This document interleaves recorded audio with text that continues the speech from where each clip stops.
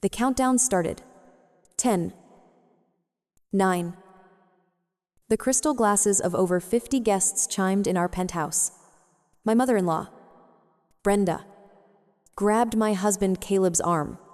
She pulled a younger woman, Morgan, to his side. "This is Morgan," Brenda announced, her voice cutting through the noise. "She'll be the perfect partner for Caleb in the new year," the room shouted. 3, 2, 1. As the clock struck 12, I smiled sweetly. I raised my glass. "Brenda, she's lovely. By the way, did you happen to tell her that this penthouse is in my personal trust? Not his." The room froze. Have you ever felt invisible in your own life? Even when you've sacrificed everything? Let me know your story down in the comments. My name is Audrey. I'm 32.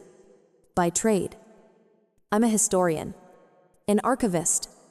My life is spent in the quiet company of facts, organizing the past into coherent, verifiable narratives. I live by evidence. I'd been with Caleb, my husband, for 10 years. Married for 6. He's an architect, brilliant and charming, working at his father Mark's prestigious firm, and for all 10 of those years, I tried to earn the approval of his mother, Brenda. Brenda is a woman who lives on the surface.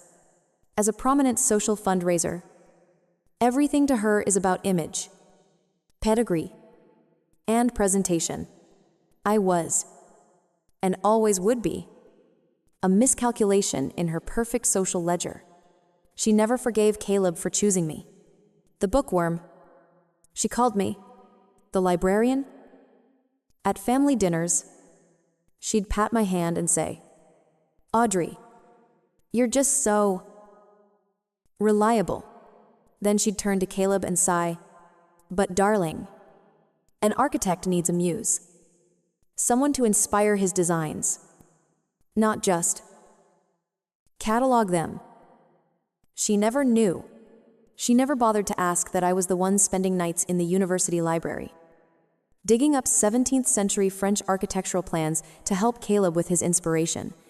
I was the silent researcher for his success. I endured it all. I stayed quiet, believing that my loyalty, my steady, documented contributions to his life, would eventually be seen. I believed the evidence would one day speak for itself. My breaking point wasn't a scream. It was a click. It happened 10 weeks ago. Caleb was in the shower, and his tablet lit up on the nightstand. It was an email notification. Not from him, but from Brenda. The recipient was someone I'd never heard of. Morgan. My blood didn't run cold. It stopped. It turned to ice. "I'm a historian." I read. The subject line said NYE plan, final. My hands were perfectly steady as I opened it. The message was long, but the summary was clear. "The plan is perfect." Brenda wrote, "He's completely enchanted. The past 4 months have worked. He just needs one final push to leave the librarian. The New Year's Eve party will be her public exit and your official debut." 4 months. 10 weeks? They were planning to upgrade me, to fire me from my own marriage. And they had chosen New Year's Eve, the 10th anniversary of the night I first met Caleb, as the stage for my humiliation. It wasn't just an affair. That would have been simple. But now, this was a hostile takeover, orchestrated by my mother-in-law, starring a 26-year-old interior designer. They hadn't just betrayed me. They had scheduled me. I didn't cry. I didn't confront him. The shock was a cold, clean thing. It bypassed emotion and went straight to logic. My pain was immense. It was a vast, dark ocean. But the archivist in me, the part that spent a lifetime organizing chaos into order, that part of me took control. My hands weren't even shaking. I was no longer a wife. I was a researcher. And this was the most important project of my life. The next morning, while Caleb was at the firm, I took a personal day. My first stop was not a spa. It was my lawyer's office. We went over the marital trust document that I had insisted on before we got married.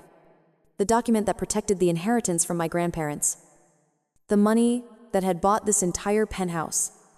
Me Lavier, a sharp woman I'd used for my professional contracts, looked up from the papers and smiled. Audrey, she said, this thing is ironclad.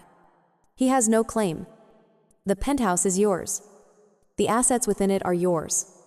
Period. That was the foundation. Now, I needed the evidence. My emotions were a storm.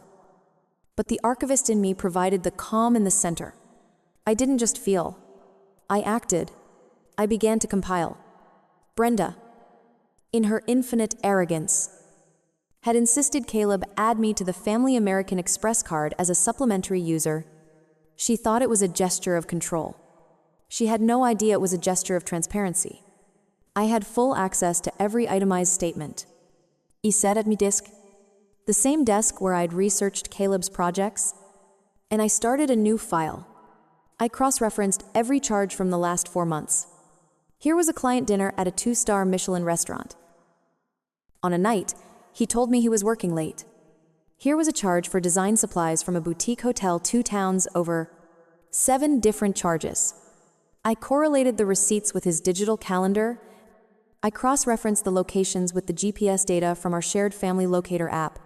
I wasn't just downloading files. I was creating metadata. I was building a finding aid. I was creating a verifiable, cross-referenced, primary source-based archive of my husband's betrayal. The final spreadsheet was a work of art. Dates, times, locations, excuses given, actual expenditures.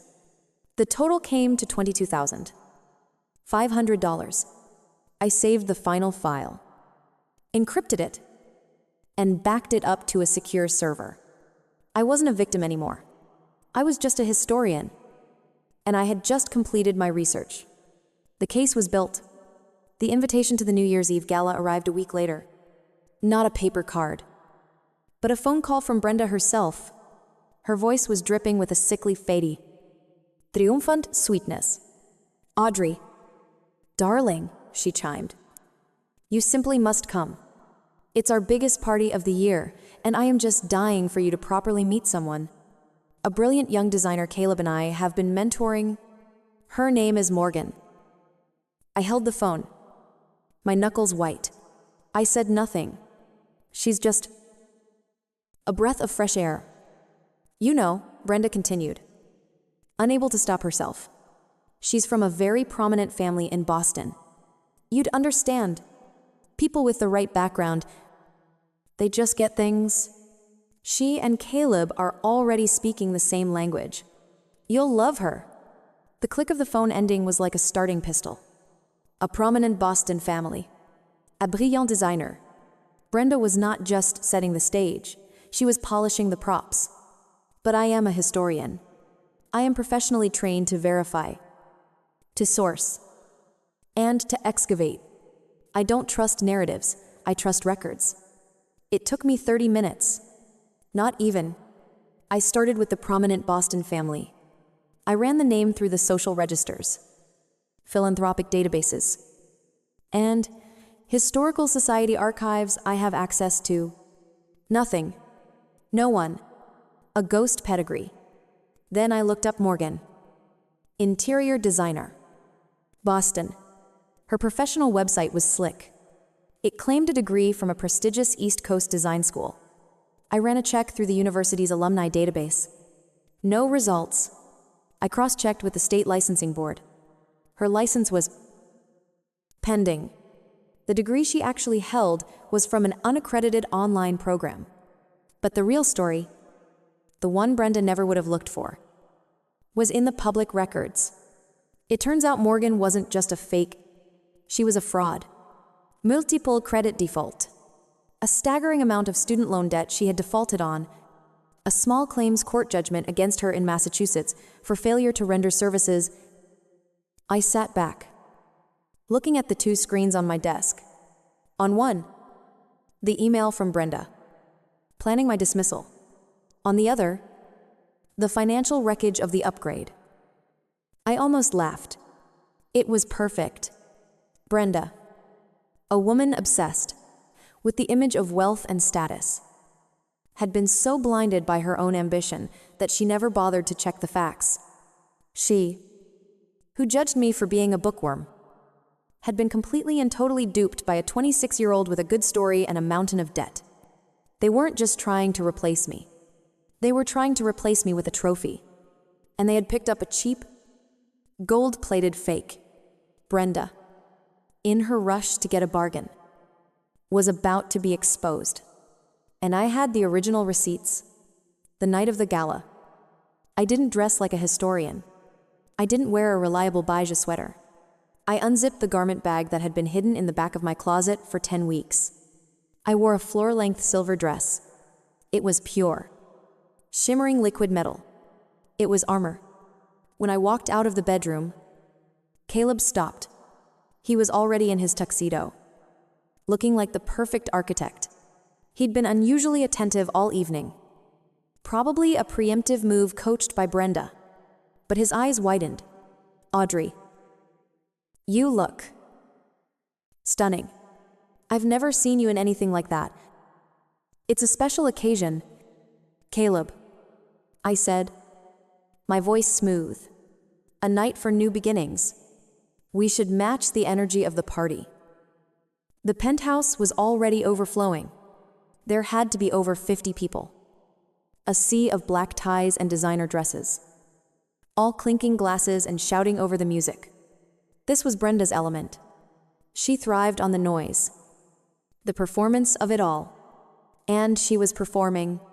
She was holding court near the grand piano, one hand on Morgan's arm, the other gesturing expansively. Morgan was in a dramatic red dress, playing the part of the ingenue perfectly. As I got closer, I could hear Brenda's voice, projecting for everyone nearby. And her vision for the new city library wing, it's just revolutionary. Isn't it? Mark, my father-in-law. Mark nodded politely, but he looked uncomfortable. Brenda spotted me. A flicker of something annoyance surprise crossed her face when she saw my dress, but she recovered instantly. Audrey, darling, there you are. She glided over, pulling Morgan with her. You must tell Morgan about your work. It's so specific. Morgan smiled. A bright, practiced smile. Brenda's told me so much about you. You're the historian. Right. That's so fascinating. Yes, I said, meeting her gaze. I'm an archivist. I specialize in verifying origins, making sure things are exactly what they claim to be. Morgan's smile didn't waver, but it didn't reach her eyes. She had no idea. Brenda, feeling she was losing control, jumped back in. Well, as I was just telling everyone, Morgan understands that in architecture, in life, image is everything. You have to project success to be a success. Right. Darling, she aimed this last part at me. It was the perfect opening. I smiled, taking a sip of my champagne. Of course. Brenda, you're absolutely right. I turned my gaze from Brenda to Morgan, then back again. Images. Such a fragile thing. It's amazing how quickly a reputation built on air can just disappear. It's all about having a solid foundation. Brenda's eyes narrowed. She knew that was a dig, but she didn't know how I meant it. She just saw the bookworm in a shiny dress. Finally talking back. My cousin-in-law, Jenna, came up and squeezed my arm, her eyes wide. Audrey, that dress is a weapon. You look incredible. Just feeling festive. I whispered back. For the next hour, I was a ghost at my own execution. I watched Caleb laugh too loudly at Morgan's jokes. I watched Brenda point her out to potential clients. I watched my husband, the man I'd loved for 10 years, being sold to the highest bidder by his own mother. And I felt nothing. The pain was already processed. The grief was archived. All that was left was the procedure. I checked the clock on the wall. 11:58. The performance was almost over. It was time for the footnotes. The countdown began. 10, 9, 8. Laughter. Champagne. And false joy filled the room. Brenda raised her glass. A toast, she called. This year, the DeLacy family celebrates new beginnings. She gripped Caleb's arm and drew Morgan close, glowing in red silk. I'm thrilled to announce Caleb's official partnership with the brilliant designer Morgan. Applause erupted. Caleb smiled weakly. Morgan glowed. And then Brenda turned toward me, her eyes sharp. And, of course, she added sweetly, we all wish Audrey the best as she moves on to whatever her next project may be. The TV drowned out the gasps. 5, 4, 3, 2, 1, Happy New Year. Confetti burst. I lifted my glass. Happy New Year. Caleb, congratulations. Morgan, Brenda. Lovely announcement. The room fell silent. I just have a few archival notes, I said lightly. Some small corrections for the record. Caleb froze. Morgan blinked. First, the penthouse. Purchased in full by my family trust before the marriage. The trust remains mine. Ironclad. Amor moripelt. Second, the $22,500 charged on the family, Amex for design meetings, all documented. That's financial infidelity. Caleb stared at the floor. And finally, I said, turning to Morgan, I researched your prominent Boston family. There's no record, but there is a fraud judgment and a string of credit defaults. You're not pedigree, you're a liability. Brenda's smile collapsed. I saw it then, her entire world was illusion status, built on whispers. Not substance. My power was real. Numbers. Contracts. Records. Facts. She'd spent decades as queen of air. I'd just torn away the mask. Morgan fled. Red dress vanishing through the door. Silence swallowed the room. Caleb whispered, Audrey, please, don't do this here. Do what I said calmly. This happened 10 weeks ago. In your mother's email. 4 months ago. In a hotel room. Tonight is just the conclusion. He stood motionless. A man without a will of his own. I looked at him and felt only pity. The golden boy too weak to ever stop being his mother's son. I turned to his father. Happy New Year. Mark. He didn't respond. Just stared at Brenda with disgust. Then I walked out to the sound of confetti. Champagne feats. And the deafening silence of my own victory. The divorce was quick. The trust was airtight. Caleb didn't fight. Brenda's empire of gossip imploded. The story of her being conned by a fraud while sabotaging her son's marriage spread like wildfire. Months later, Caleb visited. Apologetics. Smaller. I forgave him, but not to forget. Some documents can't be restored. They can only be archived. A year on, I've built a new life, new records, new love, new light. That night wasn't destruction, it was preservation. I wasn't ending a marriage. I was closing a collection. I'm Audrey. And this time, the archive is mine.